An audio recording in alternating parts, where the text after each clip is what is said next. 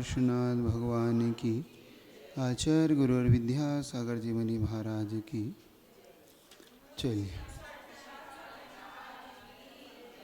आश्रव तत्व के बारे में चल रहा था ना। अब जो आश्रव के कारण है, उन कारणों में मिथ्यात्व, अवृत्ति, कसाय, प्रमाद और योग अपने लिए या उपयोग से योग लेना है ना। मन वचन काय त्रियोगा, तीनों योगों से। क्योंकि उपयोग और योग में तो बड़ा अंतर होता है, एक बात समझ लो। योग मन वचन काय को योग कहते हैं और उपयोग ज्ञान दर्शन को उपयोग कहते हैं, है ना, ये तीनों।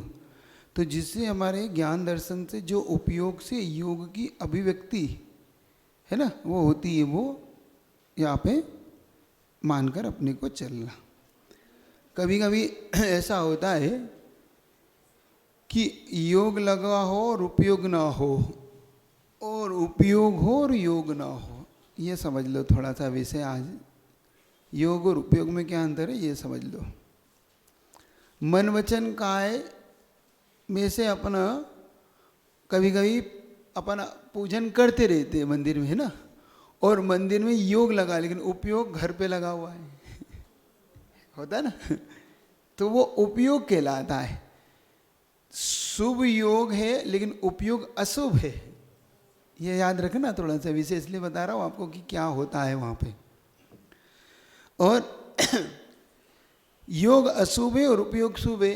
घर में बैठे हो, भोजन बना रहे हो, अरे प्रवचन में नहीं जा पाए, आज प्रवचन में ना जाने क्या विषय चल रहा होगा, आज अभिषेक नहीं देख पाए, भगवान की शांति धारा और गई। देखो, उपयोग शुभ है, योग अशुभ है।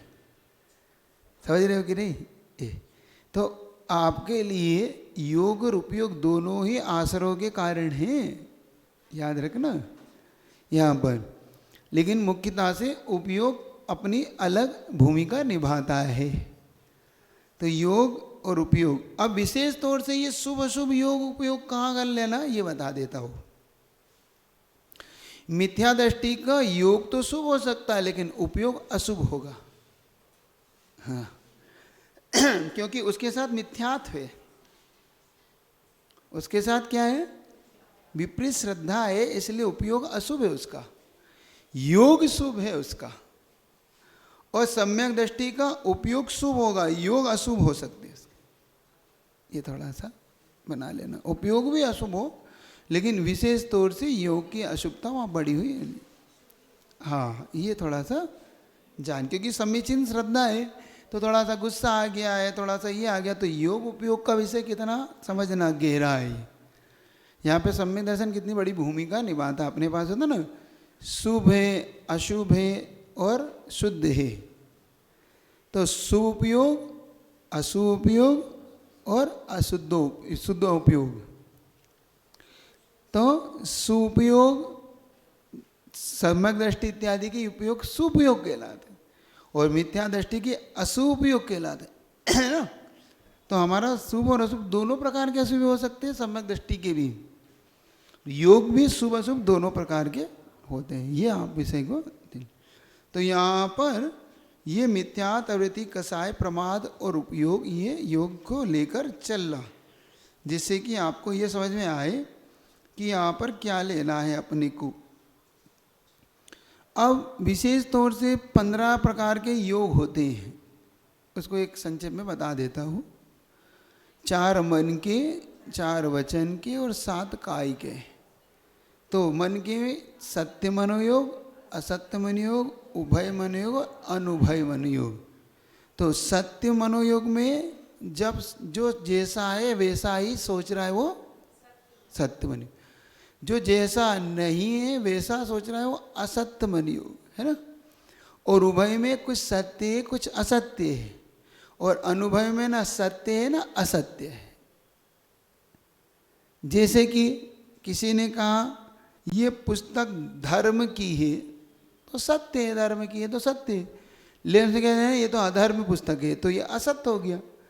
अब इसमें कुछ चीज़ें ऐसी थी कि भाई धर्म की भी थी और अधर्म की भी थी। मान लो इसमें पीछे 2-4 विज्ञापन छपे थे भाई कपड़े के विज्ञापन या आप कर लेते ना, कभी विज्ञापन दे देते हैं और हमारी तरफ से छाप देना, स्कूल का विज्ञापन, कहीं मेडिकल का विज्ञापन छपा है, तो उनका नहीं ये धर्म भी अधर्म है, तो वो सच कह रहा है, क्योंकि जो जितनी पुस्तक धर्म की है उतनी तो धर्म की है, लेकिन जो विज्ञापन है सब अधर्म के विज्ञापन है। मान लो होटल का विज्ञापन छपा है, किसी की होटल थी, उसने होटल का छपा दिया, काले था काले, तो ये सत्य असत्य दोनों हो गया, तो उभय हो गए। और ना सत्य है ना असत्य है, उसने कहा ना धर्म की अधर्म की नहीं है, तो ना वो धर्म की थी ना अधर्म की थी, सामान्य थी वो। मान लो उसमें सामान्य लेख थे, मतलब देश के लेख थे और अच्छे थे, ना वो धर्म के लेख थे ना वो पाप के लेख थे, तो वैसा है, ना धर्म की ना अधर्म। तो ये अनुभव, जैसे गुरुजी से आप कहते हैं ना आप चलिए, तो कहते देखो, तो देखो शब्द ये अनुभव वचन योग है। क्या है ये? अनुभव। क्योंकि मान लो उन्हें कहा हाँ मैं आ रहा हूँ, तो ये सत्य होगा, और पहुँच गए तो, और नहीं पहुँचे तो असत्य हो जाएगा। और कुछ पहुँचे कुछ नहीं पहुँच पाए, भैया वो वही तक आर्डर बार्डर में ही रह गई, तो अब पहुँच भी पाए और कहने को तो पहुँच गए, लेकिन वहाँ है ही नहीं वो, तो और कहना देखूंगा अभी, तो अनुभव वचन ही हो। आ भी सकते हो नहीं भी आ सकते, अपन ने दोनों बात रख ली ना अपने पक्ष में ने। देखो, अब देखो महाराज, क्या देखो? देखो आ गया तो ठीक, नहीं तो कोई बात नहीं, देखो। मन में विचार विचार आ रहा ना, मान लो अब वो आएगा तो मैं सच सच बात बता दूंगी, मन में आ रहा है तो सत्य वचन है, सच मनोयोगी। नहीं मैं नहीं बताऊंगी, गड़बड़ हो जाएगा, डांट पड़ेगी, तो वो घुमा दूंगी, ये कह दूंगी। देखो कितने विचार आते रहते, कभी आपसे कुछ घटना दुर्घटना हो जाती, टूट गई कोई चीज़, अब पति देव आने वाले, सो मन में उथल पुथल होती रहती है, आज तो भैया आफत आएगी, क्योंकि गुस्से में आएंगे तो क्या कहूँगी उनके, तो कह दूंगी वो तो कुछ पता नहीं कहाँ है। अब देखो ये असत्य आ गया मन में, पूछेंगे कहाँ गई, तो मुझे क्या पता, मैं अपना काम करूँ, मैं कहाँ तुम्हारी ये चीज़ों को देखूँ, हो गया असत्य हो गया। जबकि तुम्हारे हंसी टूटी तो हाथ से अलग करी, तो ये असत्य हो गया। और पतिदेव आए सो घुमा दिया आपने, मन में तो सत्य भी असत्य भी। हाँ वो बिल्ली ने तोड़ दी, अब टूटी तुम्हारे हाथ से, तो टूटी तो सत्य है और बिल्ली असत्य है ना। और अनुभव वचन योग, तो घुमा दिया, ऐसा कुछ ना सत्य बोला ना असत्य बोला, आप पता कर लो, अब मुझे क्या पता, झूठ नहीं बोला। आपने कहा आप पता कर लो, मैं क्या बताऊं, झूठ नहीं बोला। अब अनुभव है ये, ना आपने हाँ भरी ना ना करी, बस ये अनुभव। तो ये अनुभव है। ऐसे ही बच्चा नहीं मिला। काय में औदारिक काय जानते हो आप? औदारिक काय को जानते हो? जो मनुष्य तिरंज की औदारिक काय होती है, देव नारिकी की विक्रिय काय होती है, और जिस काय के माध्यम से मुनि मार्ग शंका का निवारण करते हो आरक काय होता है। इसके आरक मिश्र, विक्रियक मिश्र, औदारिक मिश्र, मिश्र बना ले। और एक कार्बन, कार्बन मतलब कर्मों का जो पिंड है वो कार्बन काय। ऐसे ये 15। अब इसको बंद, आश्रव के बाद बंद इत्यादि का और आश्रव को छोड़ने का उपदेश देते हैं। क्या मिश्र का बता दूं? हाँ तो पूछ लो। और औदारिक मिश्र का मतलब ये होता है, जैसे किसी जीव ने मरण किया, मरण करके वो विग्रह गति से आता हुआ यहाँ पर पहुँचा, माँ के गर्भ में आया मान लो, तो माँ के गर्भ में वो 6 पर्याप्तियों से पूर्ण होता है। आहार, शरीर, इंद्रिय, स्वाचोच्छ्वास, भाषा और मन। अब इन 6 पर्याप्तियों को जब तक पूर्ण नहीं करता तब तक वो मिश्र है, और जब वो पूर्ण कर लेता है तो पर्याप्तक होने पर वो विक्रियक हो जाता है, मतलब औदारिक हो गया। तो औदारिक मिश्र कब तक है? जब तक उसकी शरीर पर्याप्ति पूर्ण ना हो जाए। 2 पर्याप्त है, आहार, शरीर, इंद्रिय, स्वाचोच्छ्वास, भाषा, मन। इनमें से जो 2 पहले हैं ये पूर्ण होने पर वो पर्याप्तक मान लिया जाता है, और जब तक ये पूर्ण ना हो अपर्याप्तक होता है, इसलिए उसको मिश्र कहते हैं। ये इसको ऐसे जानना, विग्रह गति में मत मिश्र बनाना। हाँ हाँ, विग्रह गति, क्योंकि अभी शरीर नहीं है उसके पास, पर्याप्त नहीं है उसके पास, नहीं तो वहाँ मिश्र बना लो आप, वहाँ नहीं बनेगा। यह जन्म के समय से अंतर्भूत काल के लिए बनेगा, पर्याप्त का पर्याप्त। मिश्र, मिश्र मतलब शरीर को बना। हाँ। महाराज जी नमोस्तु। महाराज जी जैसे मनुष्य गति से जी आयु पूर्ण करके नरक जाना है उसको, तो उसका वैक्रिक मिश्र रहेगा कि औदारिक मिश्र? नहीं, अब तो वहाँ जाने के लिए हाँ, जब तक उसकी पर्याप्त है। आप जिस गति में जीव जा रहा है बस वो शरीर बनाइए।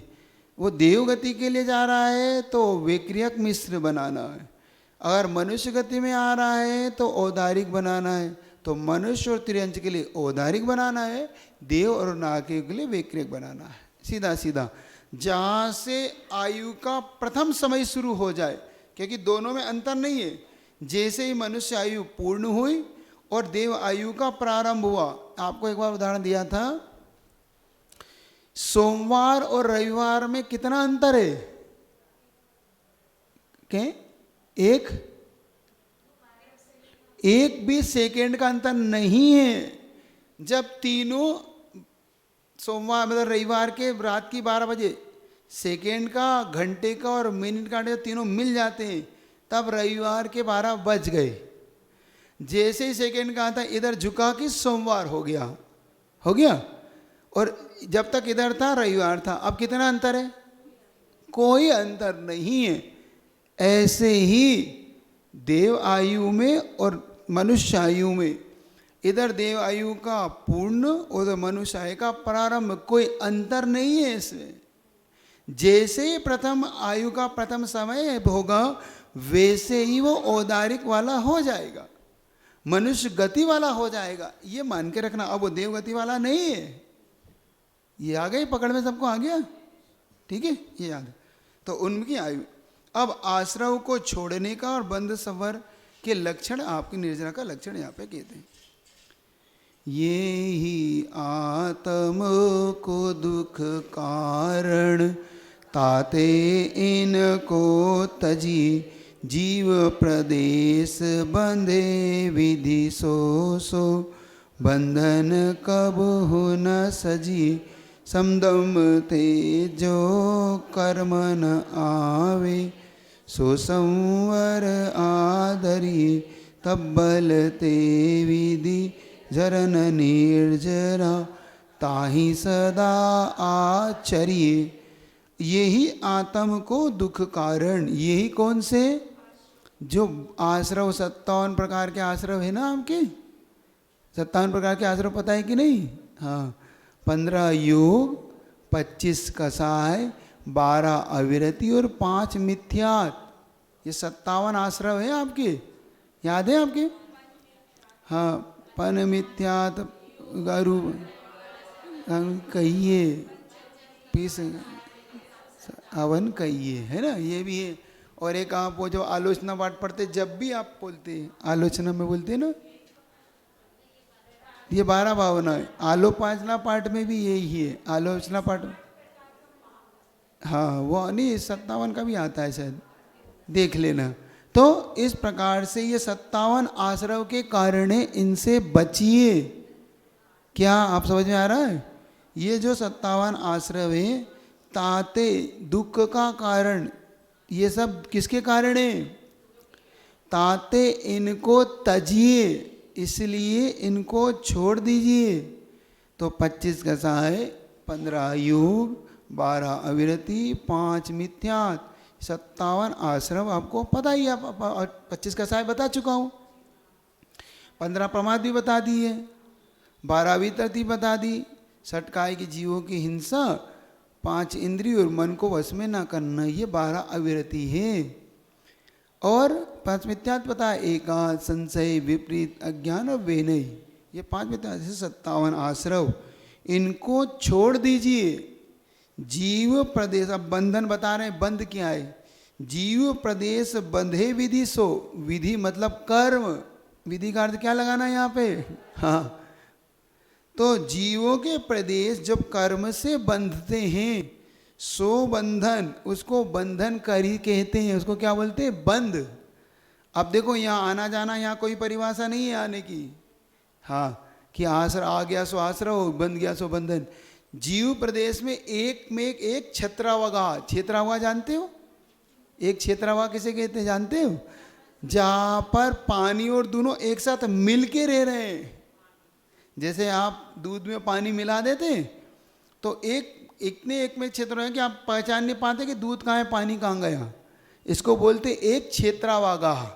जैसे आप पानी के अंदर शक्कर घोल देते हैं, अब देखो तो पानी पानी दिख रहा, शक्कर नहीं दिख रही, क्योंकि वो एक मेक हो चुका है पानी। अब उसमें शक्कर पानी, अब चखो तब पता पड़ता है अरे ये तो मीठा मीठा लग रहा है, ये तो पानी में शक्कर है। उससे पहले देखो तो पता नहीं पड़ता कि इसमें शक्कर है कि नहीं, है ना।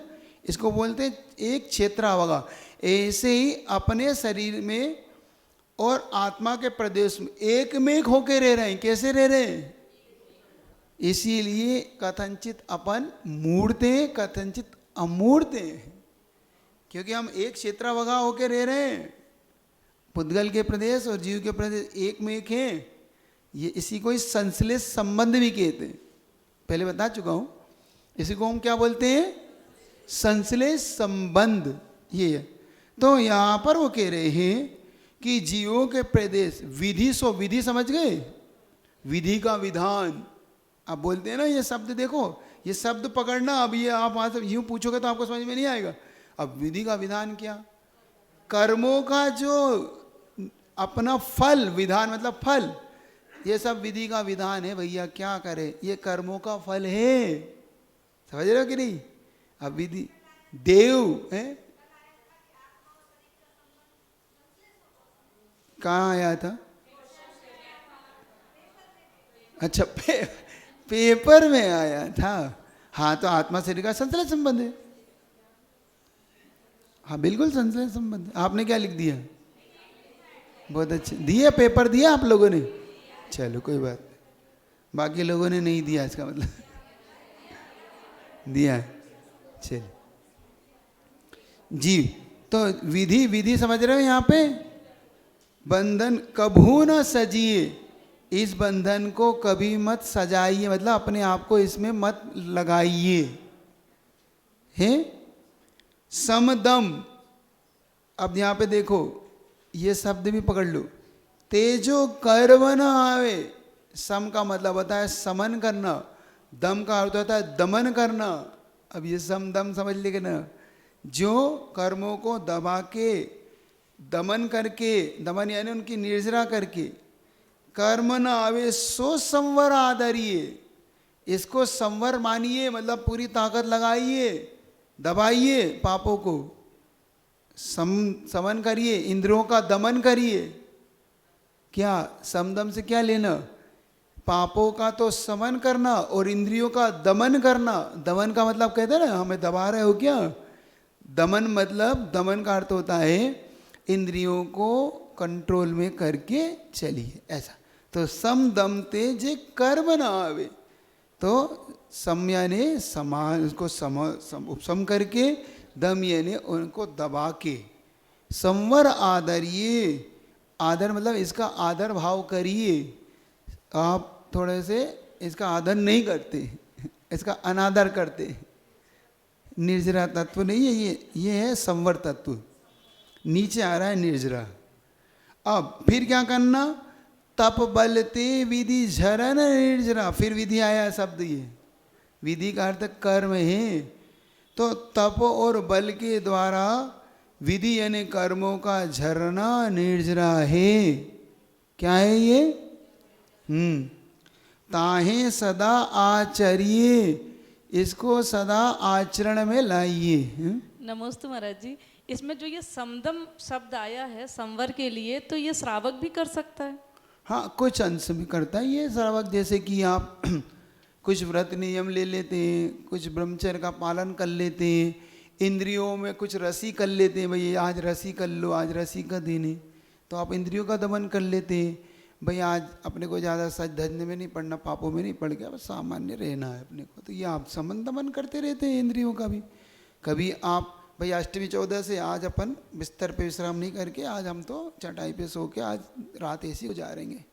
अब देखो इंद्रियों में वहाँ होता है कष्ट, भैया अकड़ जाती है पीठ लोगों की, नहीं होते उनसे विश्राम, लेकिन अष्टवी चौदह दमन करते हैं इंद्रियों का, स्पर्शन इंद्रिय जीतते हैं, रसना इंद्रिय जीतते हैं। आज जो मिल जाएगा सो ले लेंगे। कभी करा करो, कभी 15 दिन में, 1 महीने में। अब तुम तो हाथ से बनाते हो तो आपसे नहीं होगा। वो तो तब हो जब कोई दूसरा बना के हमें दे और चुपचाप ले लो कि आज तो जो मिलेगा बस वो लेना है, नहीं मांगना नहीं है। उसने कह दिया रोटी के बाद 1 रोटी दी, उसके बाद उसने चावल रख दिया तो कोई बात नहीं। दूसरी रोटी नहीं मांगना है, आज पानी नहीं मांगना, दे दिया सो ठीक, नहीं दे दिया सो ठीक, कोई बात नहीं, आज करके देखते हैं। तो ये दमन हुआ, करा कभी करा नहीं करा है, नहीं करते, करा करो। इंद्रियों को जीतने का पुरुषार्थ करो, इंद्रियों का दमन करना, समन करना। 2 दिन से कूलर, हाँ तो ये सीखने वाली बात तो यही है। पंखा तो कर लिया फिर भी बहुत है, पंखा भी कूलर नहीं, कूलर नहीं, ऐसी नहीं, हो के नहीं होना बहुत बड़ी बात, नहीं तो बाकी लोग तो करते रहते। ठीक है, जो तेजो कर्म न आवे सदा सा। अब तप बल, अब तप क्या होता है? 12 प्रकार के तप होते हैं ना, 6 अंतरंग 6 बहिरंग। तो प्रायश्चित, विनय, वेयावत्या, स्वाध्याय, विसर्ग, ध्यान, ये अंतरंग तप है ना। और अनशन, ओनोदर, वृत्ति परिसंख्यान, रस परित्याग, काय क्लेश, ये बाह्य तप। विविध संयासन बाह्यम तप, ये बाहर 6 बाह्य तप हैं और 6 अंतरंग तप हैं। तो इनको अपने बल के अनुसार, तप बल ते, अब यहाँ बल के अनुसार लगाना, जैसी शक्ति हो उसके अनुसार कर्म का झरना निर्जरा है। सदा आचरिए, ये सदा आचरण में लाइए। हाँ, अपने यहाँ पर एक अविपाक निर्जरा होती है, एक सविपाक निर्जरा, वो आप समझ लीजिए। सविपाक निर्जरा का होता है अपने समय से जो कर्मों का खिड़ जाना, वो सविपाक निर्जरा है।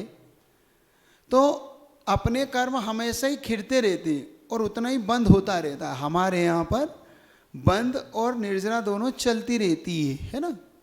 तो ये अपने आप ही उतने बंध को प्राप्त हो, उतने कर्म निर्जरा को प्राप्त हो, तो ये कहलाती है सविपाक निर्जरा। ये कोई खास बात नहीं, क्योंकि उतने ही बंद भी हो रहे हैं, उतने ही निर्जरा भी हो रही।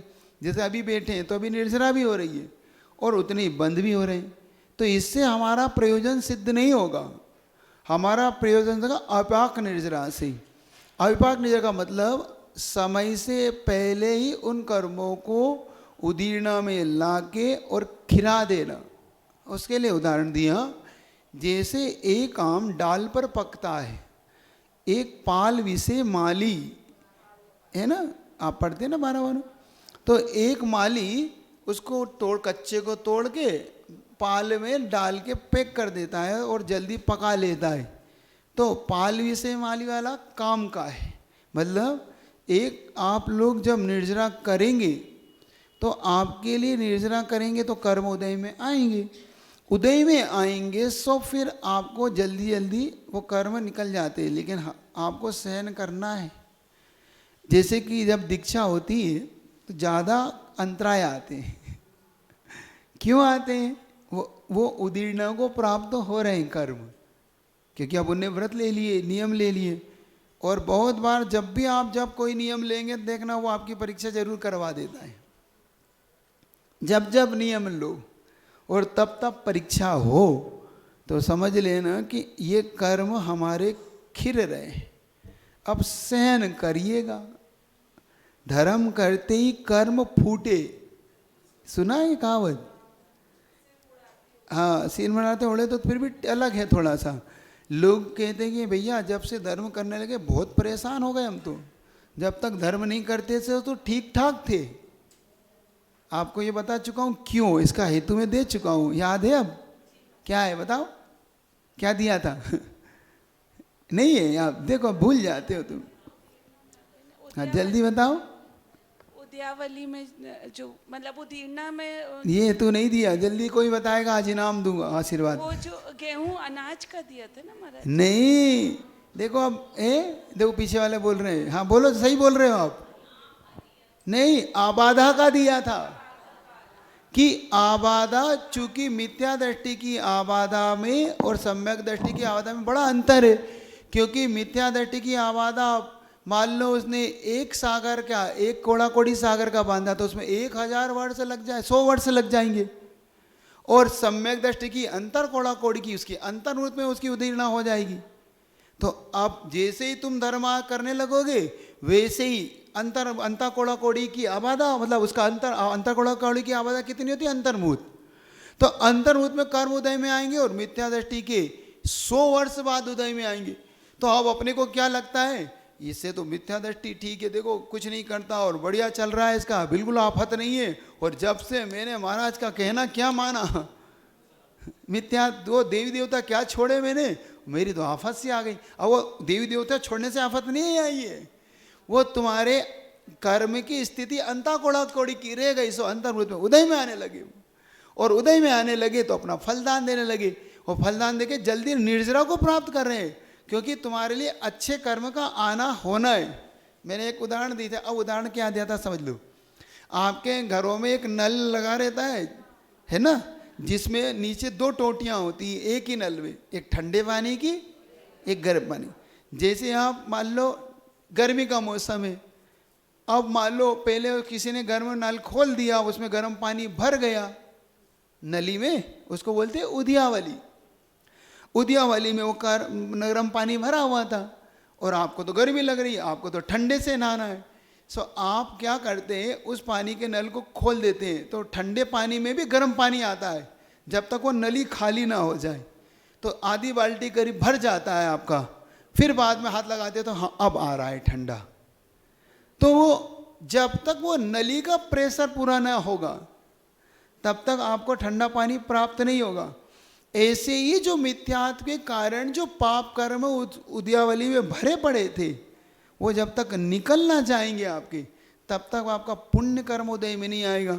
और उद्यावली में वो पाप कर्म उदीर्णा को प्राप्त हो रहे हैं। तो जैसे ही उनके पुंज के पुंज निकलेंगे, तुमने टोटी खोलते ही वो भर एकदम धमाका देगा पानी। जैसे कभी कभी टोटी निकल जाती है तो कितनी प्रेशर से पानी फेंकता है वो, आप लगाते हो पूरे गीले गीले हो जाते हो, मुँह पे पानी पानी आता रहता, फिर लगाते रहते हो, होता ही नहीं होता। ऐसे ही जब पाप कर्म उदीर्णा को प्राप्त होते हैं तो तुम्हारी टोटी निकल गई, अब वो बिल्कुल फोर्स से निकल रहा है।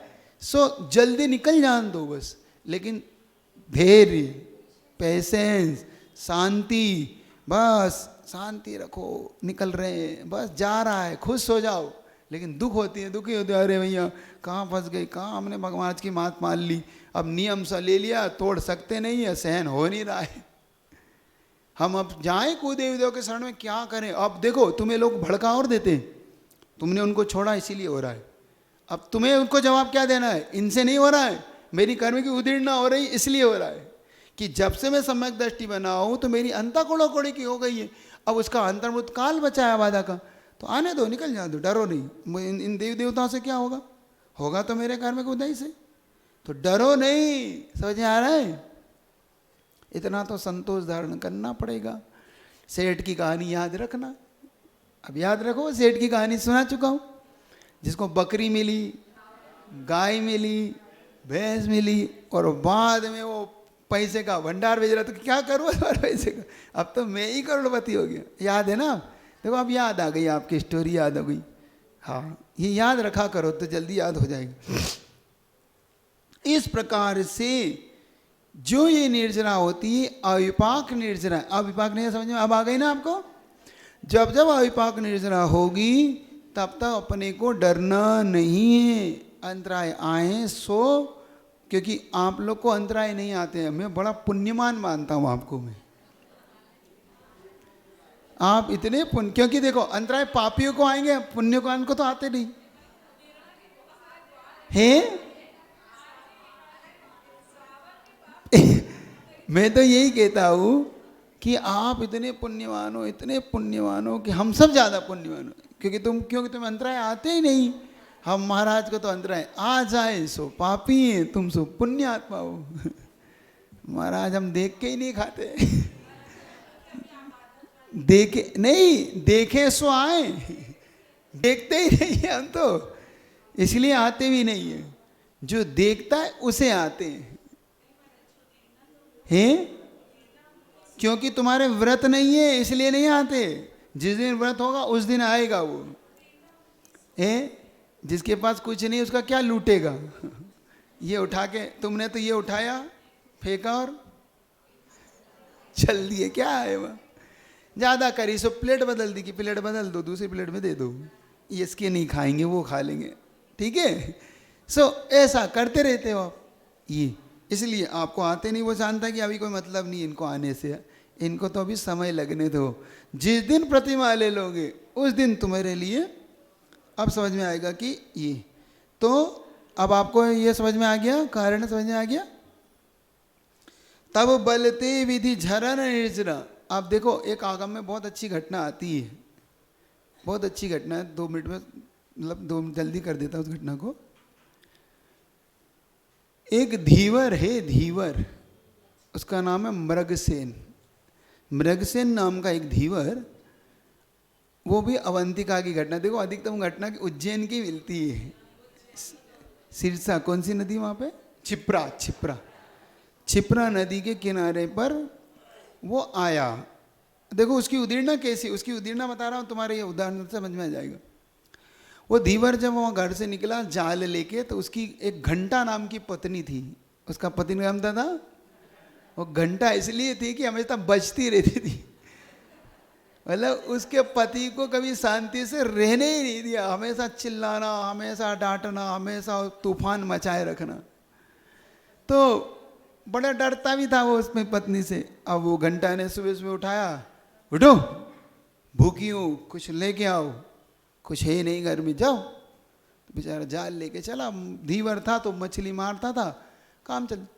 संयोग की बात थी कि एक मुनि महाराज उसे दिख गए।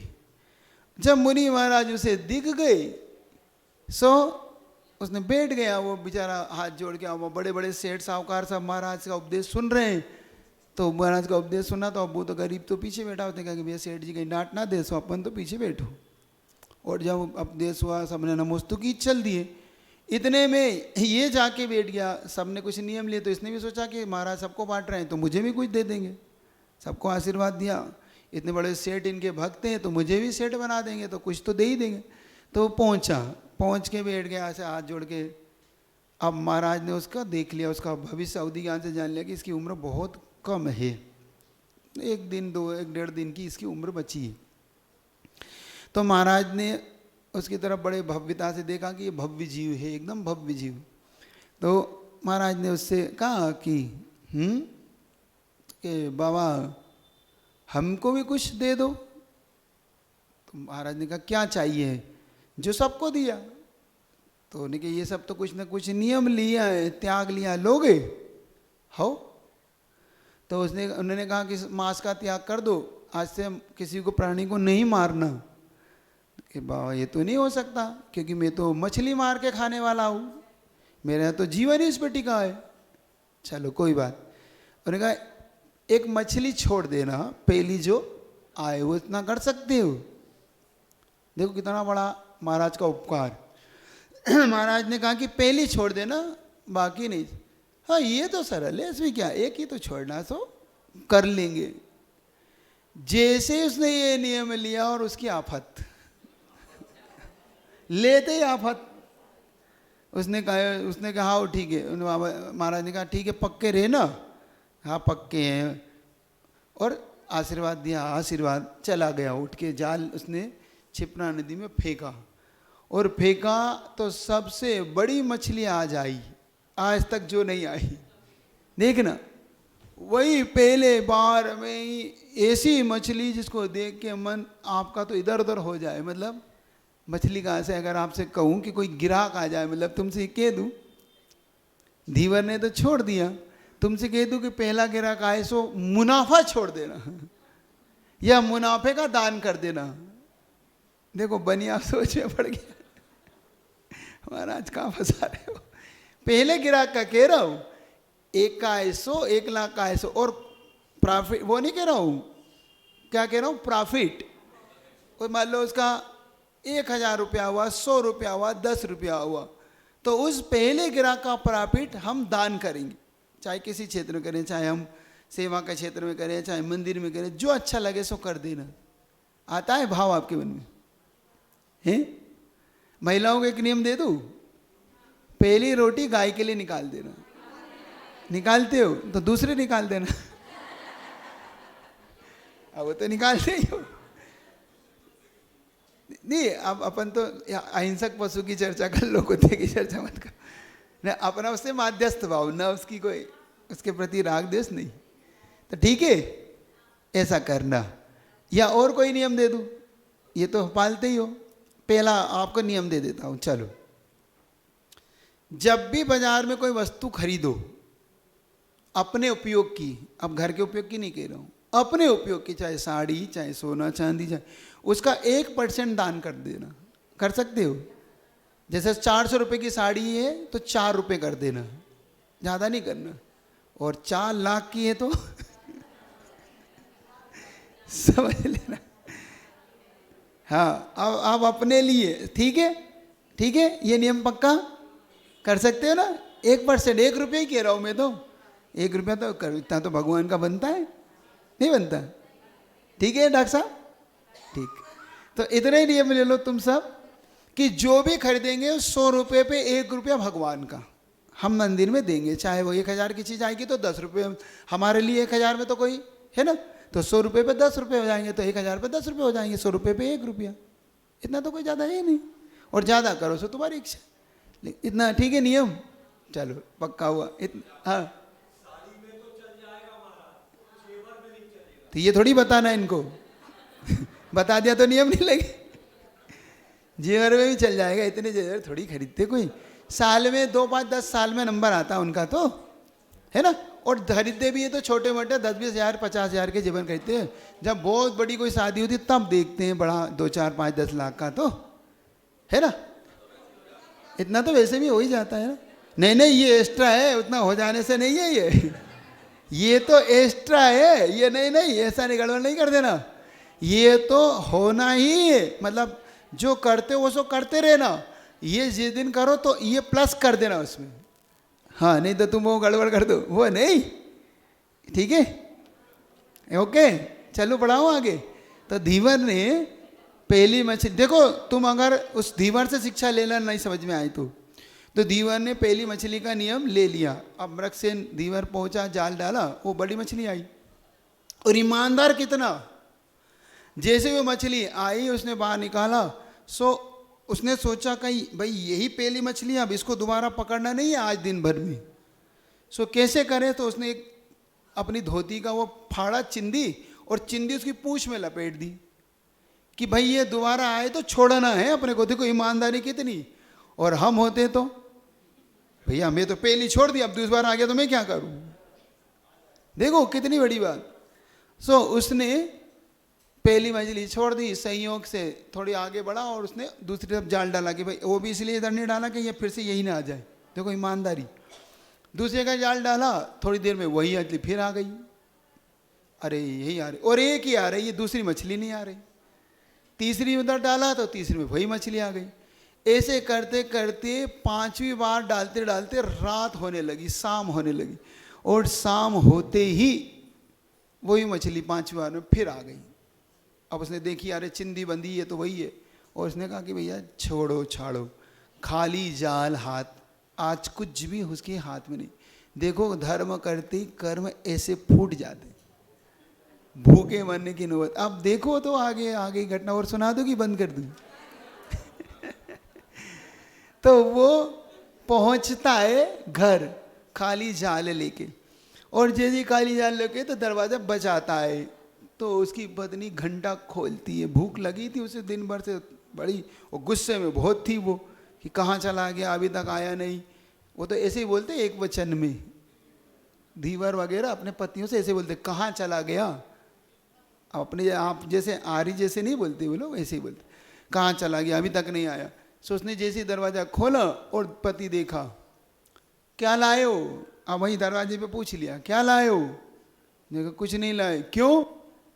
और वो एक मछली फंसी थी, और एक बाबा जी ने नियम दिया था सो मैंने छोड़ दिया, अब मेरे आप शाम तक कोई मछली नहीं, तो दिया धक्का, जा उस बाबा के पास, वही वही वही बाबा तुझे रोटी दे, चल।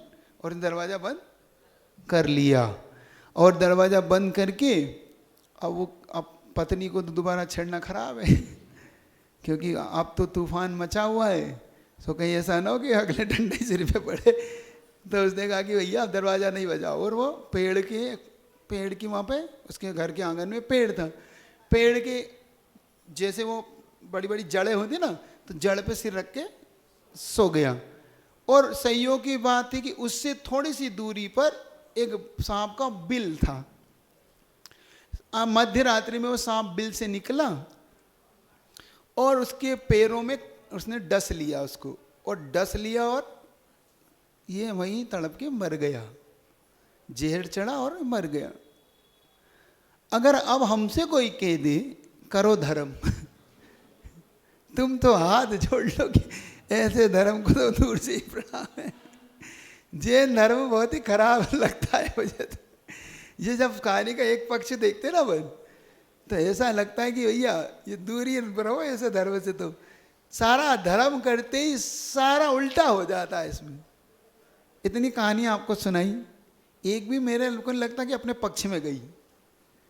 जिसने भी धर्म शुरू किया वो पिटाई हो गई उसकी सब। जब वो जहाँ से उसने धर्म करना शुरू किया वहाँ पिटा वो। इतना देखो कैसा सब संकट में पड़ गए। जिसने अनंतमती को देखो, वो उसके जान देना पड़ गई उसको, है। सबको देखो आप, जितनी भी है, जितनी सीता देखो, राम देखो ये जितने भी हुए हैं, अंजना देखो, सब धर्म का पालन करने वालों, सब परेशान। आप देख लो तुम्हें धर्म करना है कि नहीं करना। इसलिए तो मैं तो कहता हूँ धर्म दुख देता है, पाप सुख देता है। कहा था ना एक बार, क्या देता है? धर्म दुख के सुख। चलो उसकी चर्चा फिर कर, तो इस कहानी को पूरा कर दो। तो जब वो मर गया, उसमें घंटा को जब होश आया कि भैया पूरी रात हो गई, बेचारा ठंड में बाहर पड़ा होगा, तो देखा तो बाहर ही सोया हुआ है। तो उसने जगाया, अब पारा नीचे उतरा तो जगाया, अब जगाया तो देखा मुख से झाग निकल रहा है। ओहो ये तो मर गया। उसने देखा, चेक करा, भाई उठाया, हिलाया, कुछ नहीं, और झाग देखा तो मर गया। उसको समझ में आ गया कि सर्प ने काट लिया। अब वो रो रही गा रही, तो अब उसकी चिता जलाई गई। चिता जलाई गई तो घंटा भी उस चिता में कूद गई। क्या बोल के? जो नियम तुम्हारा सो नियम मेरा, लो मैं भी तुम्हारे साथ। पहले पतिव्रता हो जाती थी ना, प्रतिव्रता मतलब उसके सती प्रथा, सती, तो सती प्रथा में वो कूद गई और वो भी मरण को प्राप्त हुई। अब इधर जिस नियम के प्रताप के कारण इसको ये दुख झेलना पड़ा, देखो बल्कि दुख नहीं था, इसके दुखों को कम करने के लिए नियम था। वो लग रहा है तत्कालिक दुख, लेकिन वैसे इसका दुख उसी भाव में वही निपट गया। और वहां पर सेठ के यहाँ पर प्रीतिंकर नाम का पुत्र हुआ। क्या हुआ? प्रीतिम करोती थी, प्रीतिंकर, जिससे लोग प्रीति करते, उसका नाम है प्रीतिंकर। और ये भी देखो इसके भी जीवन कैसा, जब इसके जिस सेठ के यहाँ इसका जन्म हुआ, संयोग से वहीं पर एक राजा ने इसके ऊपर कोई दबाव डाला, और दबाव डालने के कारण इस सेठ को राज्य छोड़ना पड़ा और अपनी पत्नी को अपने मित्र सेठ के यहाँ पर छोड़ दिया। अपने मित्र सेठ से कहा कि भाई मेरे को जाना पड़ेगा, क्योंकि अब राजा ने अगर ये फरमान जारी किया है और अगर मैंने यहाँ मिल गया उसे तो मेरी हत्या वो करा देगा, इसलिए मुझे अब ये नगर छोड़ना है। लेकिन अब मेरी पत्नी गर्भवती है, इसे मैं ले जा नहीं सकता, मैं बाद में आऊँगा और फिर इसे ले जाऊँगा। वो देखा हाँ क्या दिक्कत है, देखो कैसे कर्म के उदय जीव के। और वो उस सेठ के यहाँ पर, सेठानी के यहाँ पर उसने रख लिया कि कोई बात नहीं, ये मेरे लिए भी बिल्कुल, अब तुम्हारे लिए बहन के सामान रखूँगा, तुम रख लो। और वो रखा। संयोग थे दो मुनि महाराज के आहार करने आए, और इसकी दशा ऐसी थी, बिल्कुल चेहरा उतरा हुआ था, क्योंकि अब सेठ जी नहीं थे, और बिल्कुल फटा हाल जैसा इसका हाल हो रहा था। तो एक मुनि महाराज ने जब आहार करने के बाद इसको देखा तो दूसरे मुनि महाराज पूछा कि महाराज ये क्या है इसका। तो अपनी अवधि ज्ञान से बोलते हैं चिंता नहीं करो, इसके दिन ज़्यादा नहीं है, ये जिसका जो पुत्र होगा ये इस नगर का सेठ होगा, चिंता मत करो, इस राजा का जमाई होगा, इसलिए इसके तो दिन इसके पुत्र के कारण फिर जाएंगे। ये बात उस सेठ ने सुन ली, और वो सेठ इस नगर का सेठ था वो। तो उसने कहा ओहो मेरी गद्दी जिसको मैं घर में सपोला पाल रहा हूं, अब देखो उसके दिमाग में क्या आया, मैं अपने ही घर में सपोला पाल रहा हूं, ये मेरी गद्दी को छीन लेगा। तो ये क्या करता है, इसके पुत्र का जब जन्म होता है तो एक चांडाल को बुलाता है, चांडाल जो फांसी चढ़ाते ना उसको बुलाता है, और उससे कहता है ले जाओ इसको यहाँ से और तुरंत इसको मारो, शमशान में ले जाके इसको मार दो, गाड़ दो, ये लो पैसे। चांडाल लेके चल देता है। जब इसको होश आता है इसकी माँ को तो पूछती है, तो कहता है आपका बेटा तो मरा हुआ पैदा हुआ था, हम क्या करें सो बहन, अब मैं क्या बताऊँ।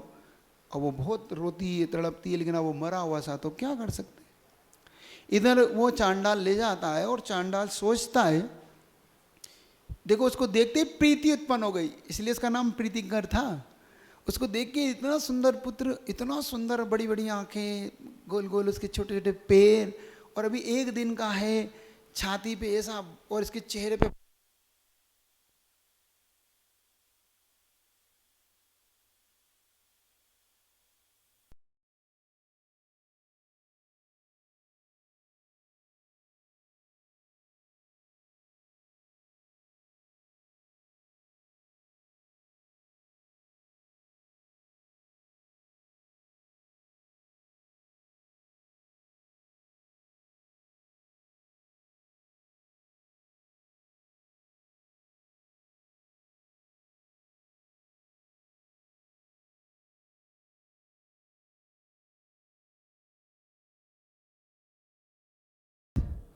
चलिए तो कहानी सुनाओ कि छेड़ाला पढ़ाऊं? हाँ, तुम कहानी सुनोगे, तुम कहाँ छेड़ाला तो सुनो, देखो कितना आनंद है प्रतमान योग में। इस चीज को समझना कि प्रतमान योग कितने जीवन को आनंद देती, बस लेकिन पढ़ने का तरीका वही रखना जो सुनाने का तरीका है मेरा, तो आपको समझ में आएगी प्रतमान योग कितनी महत्वपूर्ण चीज है। हाँ क्या? हाँ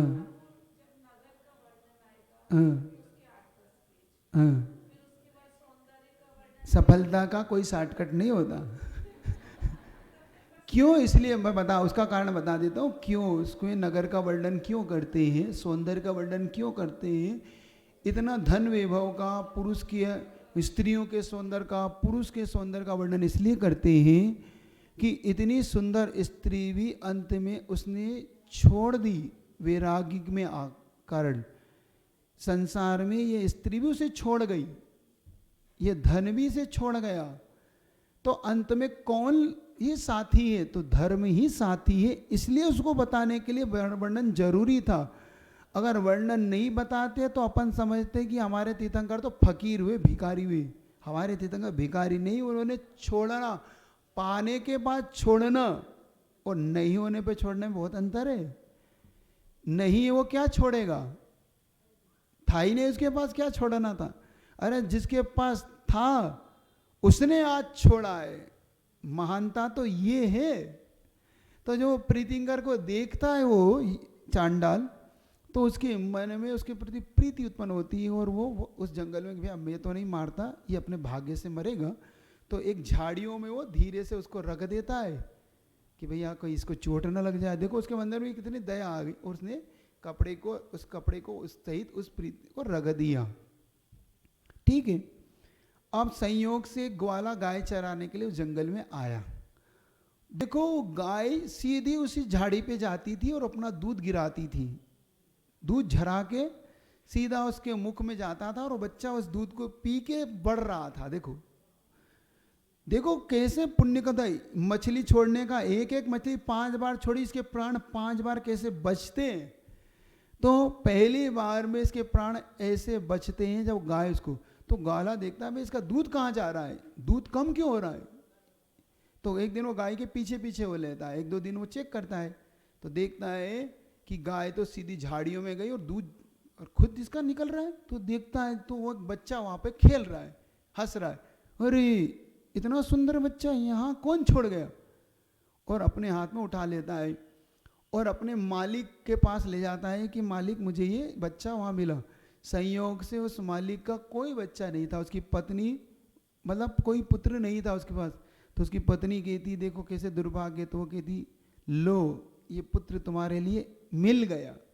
तो वो अपने छाती से लगा लेती हो और सबसे कहते हैं कि इसको अपन गूढ़ गर्भ है ऐसा बताएंगे। गूढ़ गर्भ जानते, जिसके चिन्ह प्रकट नहीं होते, ऐसा गर्भ गूढ़ गर्भ कहलाता। तो उसने फिर महोत्सव मनाया कि हमारे मेरी पत्नी को देखो पुत्र हुआ, गूढ़ गर्भ था, उसे पता नहीं पड़ा और ये उत्पन्न हुआ।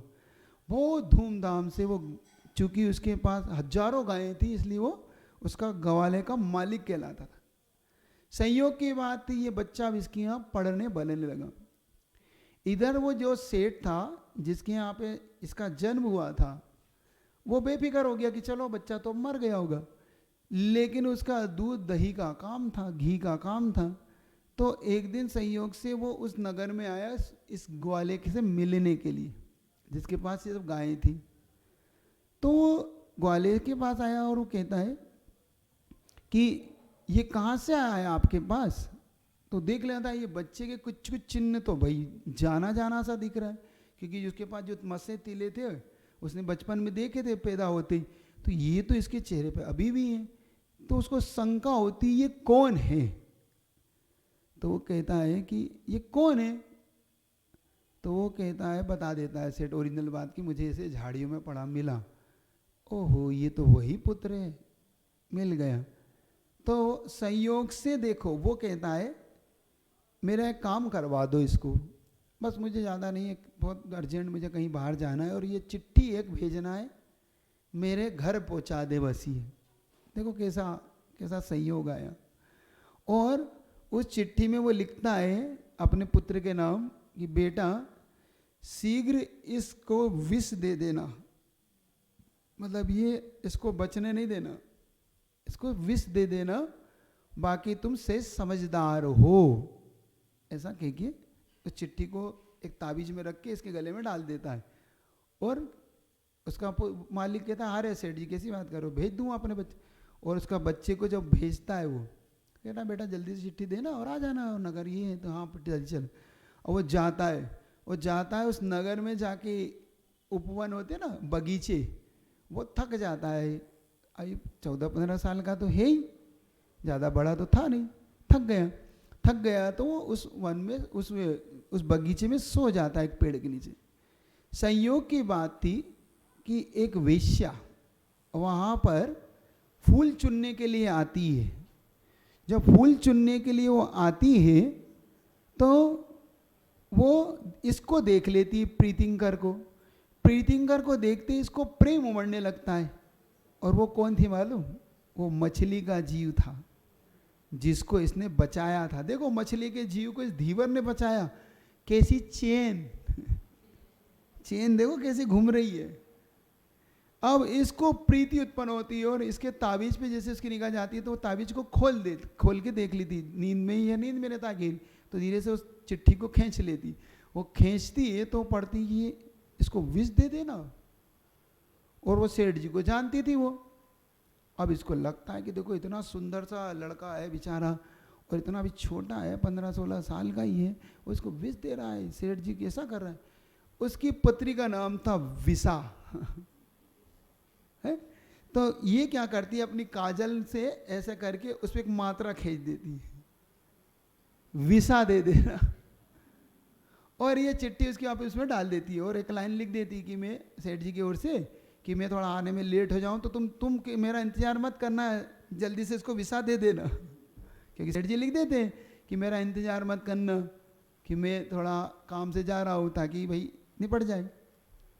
इधर वो पूरा काम इसमें करके चिट्ठी डाल देती है और अपने फूल चुन के निकल जाती। ये उठ के सीधा सेठ जी का घर का पता पूछता है और पहुँचता है तो वहाँ पे उसका लड़का मिलता है कि सेठ जी ने चिट्ठी दी है। तो वो बुलाता है, बैठो बैठो, आओ आओ। और जैसे चिट्ठी को पढ़ता है कि बेटा मैं बहुत दिन से इंतज़ार कर रहा था, वो घड़ी आ गई है, वो ये बेटा मिल गया और इसे वीसा दे देना, मेरा इंतज़ार मत करना। तो वो समझता है कि बहन की शादी के लिए कह रहे हैं, अब दोबारा बचा वो, देखो दूसरी बार बच गया। और वो पिताजी का इंतजार नहीं करता और पूरे नगर को सजवाता है, क्योंकि नगर सेठ तो था ही, और सजा के अपनी बहन की शादी से कर देता है। इससे बहन की शादी होती है और उधर पिताजी ये कहता है कि अब देखो जब तक पिताजी ने आए आपको जाना नहीं है, जमाई साहब है ना, जीजा जी। अब जीवा जी वो रहते, अब वो वहाँ रहता है। और पहले ऐसे होता था, अब देखो पुराने तो अब महीनों 6-6 2-2 साल 4 साल रहते थे वो। सो ये भी वहाँ पे रहने लगा। संयोग से पिताजी लौटे, पिताजी तो बेफिक्र थे कि अब तक तो काम हो गया होगा। जब देखते हैं तो बड़ा घर सजा धजा पड़ा है, पूरा नगर सजा हुआ है, घर भी सजा है। तो पूछता है ये क्या है, कि आपकी बेटी की शादी हो गई। अरे मेरी बेटी की शादी हो गई। अंदर जाके देखता है तो उससे शादी हो गई। तो वो पूछता है अकेले में बुला के, ये क्या करा तूने? वो चिट्ठी पकड़ा देता है कि आपने ही तो बोला था। देखता है ओहो किसी ने गड़बड़ कर दिया इसके, अब क्या करें? तो अब एक चांडाल को बुलाता है। देखो क्या प्रकृति भी कैसे घूमती है। फिर एक चांडाल को बुलाता है, कहता है देखो मध्य रात्रि में उस मंदिर पर ये आएगा और जैसे ये द्रव्य चढ़ा है वैसे ही तुम इसके गर्दन पे तलवार से इसके टुकड़े कर देना है। हाँ वैसे ही टुकड़े कर देना। अब जैसे ही वो कहता है देखो बेटा अब तुम्हारी शादी तो हो गई है, तुम ऐसा कर लो, हमारे यहाँ एक परंपरा है कि हमारे यहाँ शादी के शगुन के रूप में एक अर्घ चढ़ता है, ये प्रसाद ले जाओ और वहाँ उस मंदिर पे चढ़ाना, बस रात्रि में करना कुछ नहीं, तुम नमो प्रणाम कर लेना, ये चढ़ा के रख के चले आना, बस इतनी सी प्रथा निभाना, और कुछ नहीं करना कि ये तो सरल है कर लूँगा। वो पहुँचता है, रास्ते में साला मिल जाता है। वो साला पूछता है जीजा जी कहाँ जा रहे हो? वो आपके पिताजी ने कहा अरे लाओ मुझे दो, आप तो जाओ विश्राम करो, आप कहाँ पड़ रहे हो चक्कर में, देखो कैसा उदय आता है। और वो साला उसको लेके मंदिर पहुंचता है और रख के प्रणाम करता है और वो मार करके 2 टुकड़े कर देता है और अपना काम करके चला जाता है। वो तो पैसे लिए थे उस चांडाल ने। अब इधर पिताजी सोचते कि भाई अब इसका काम हुआ, सुबह उठते तो देखते ये तो अभी घर में ही है। आप गए नहीं? तो कि वो गया तो था। तो वो साले साहब मिल गए से, वो घबराता है कि हो गई गड़बड़। वो दौड़ता है तो पुत्र मरा पड़ा हुआ है। देखो तुम दूसरे के लिए गड्ढा खोदोगे तो खुद का गड्ढा, जब खुद का बेटा मरा पड़ा मिला, अभी भी अकल नहीं आई सेठ जी को। ये तीसरी बार बचा है, ये चौथी बार में अब बेटा जैसे बेटे को पूरा करता हूँ, कल सुनाऊंगा सेठ घटना, वो आपके 4 बज गए है ना, कल के लिए रख लो, बहुत अच्छी घटना है। बड़ा आपको इससे बड़ी प्रेरणा मिलेगी कि ये जीवन में कैसे कैसे जीव बचते हैं। है पहली बार में चांडाल ने बचाया, दूसरी बार में गाय ने बचाया, तीसरी बार में सेठ जी के यहाँ बचाया उसने वेश्या ने, और चौथी बार में साले साहब। अब 5वीं बार में कैसे बचता है सो कल देख लेना। बहुत गजब की घटना है ये, सुनते ही आनंद आता है इसको, कैसे कैसे होता है। चलिए कुछ करना है, एक आधी भजन। हाँ पूछ लो। प्रामाणिक है, ये मिलती है। इसका नाम है प्रीतिंकर नाम की कहानी है। ये आपको ओरिजिनल कहानी है, मिल जाएगी आपको जिनवाणी में। ये समझाने के लिए नहीं है, आराधना कथा कोश में मिल जाएगी, मृगसेन धीवर के नाम से। ये अपने यहाँ कुछ भी फेंक नहीं है, फेक बिल्कुल नहीं है, कल्पना हमारे यहाँ नहीं है, हमारे यहाँ ये प्रामाणिक चीजें हैं। ये कर्म के उदय, इससे ही तो सिद्धांत समझ में आता है अपने को कि कर्म के उदय कैसे जीव के आते। जिनवाणी के ज्ञान से सुझे लो कालो, सो वाणी में।